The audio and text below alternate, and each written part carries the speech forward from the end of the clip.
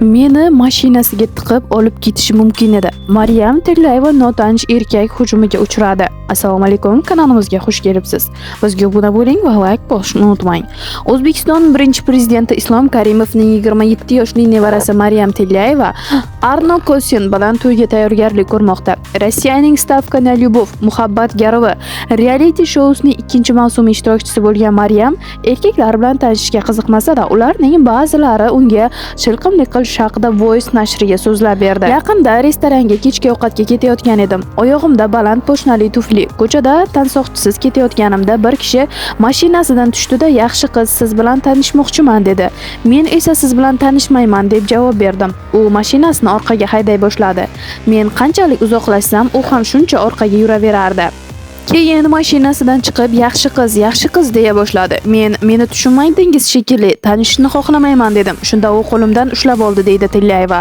Maryam notanish kishiga baqirib qo'lini qo'yib yuborishni talab qilgan. Juda qo'rqib ketdim. O'shanda butun vujudimni titroq bosdi. Restoranga yetib keldim-u, lekin o'zimga kela olmay ancha vaqt qaltirab o'tirdim.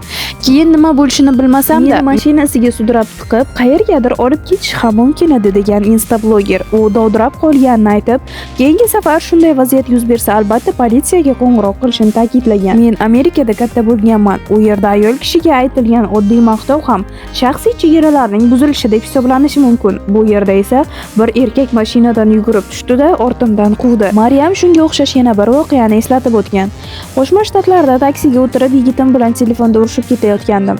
Haydovchi meni tinchlantirmoqchi bo'lib qo'lini tizzamga qo'ydi. Men baqirib yubordim va meni yigitimning yoniga olib borib qo'yishini talab qildim.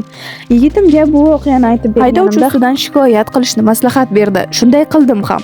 Qo'llab-quvvatlash xizmati bunga jiddiy yondashib, bir necha bor uzr so'radi. Sayohatlar uchun kredit taqdim etdi va haydovchini ishdan bo'shatishdi. O'shanda 18 yoshlar atrofida edim deb ta'kidlagan Maryam Tillayeva. Uning qo'shimcha qilishicha, bu vaziyat uni ayollar uchun shaxsiy chegaralar haqida gapirish qanchalik muhimligi to'g'risida o'ylashga majbur qilgan. Menimcha, erkaklarga qanday xatti-harakat noo'rin bo'lishi va ayolni qo'rqitishi mumkinligini yaxshiroq tushunishga yordam beradigan ma'rifiy dasturlar kerak. Qolaversa, qizlar ham bu haqda ochiq gapirishidan qo'rqmasligi muhim deya xulosa qilgan Maryam.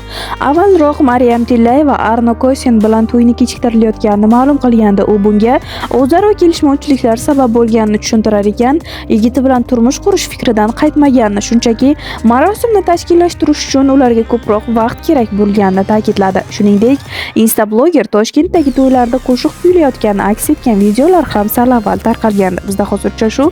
Kanalimizga obuna bo'ling va like bosishni unutmang.